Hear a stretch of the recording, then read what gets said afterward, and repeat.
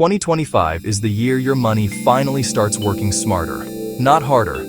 Want 3 simple, powerful moves you can start today? Stick around. I'll make it painless, practical, and yes, even a little fun. I'm Andreas Ymer, coach, author, and chronic optimizer of budgets and busy lives. Over the last few years, I've helped people turn small changes into massive momentum. Today, 4 strategies tailored for 2025's economy and tech landscape.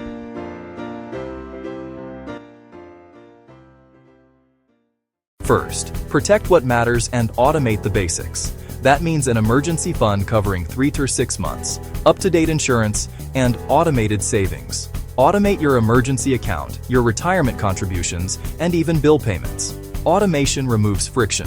You grow without thinking about it.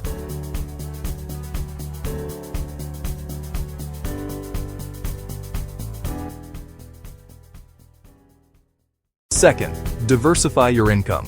Traditional jobs are great, but side income streams reduce risk and accelerate growth. In 2025, that might mean a freelance skill, a digital product, or monetizing a hobby. Start small.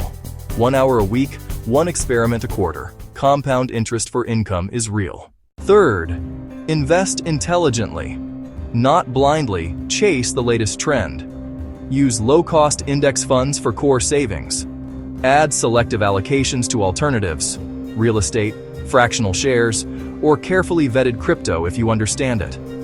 Leverage robo-advisors or a trusted planner to rebalance annually. Focus on fees and behavior, not noise. Fourth, learn the tools that amplify your financial life.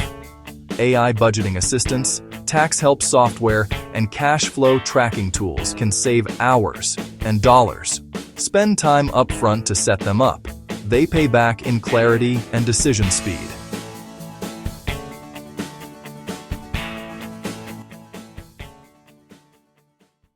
A quick example.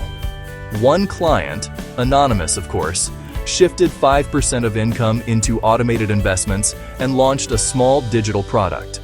Within a year, their net worth trajectory changed. Not overnight, but dramatically better. Small moves, repeated. Financial growth is boring and magical at the same time. If you want a simple checklist to get these 4 moves set up this month, I made one.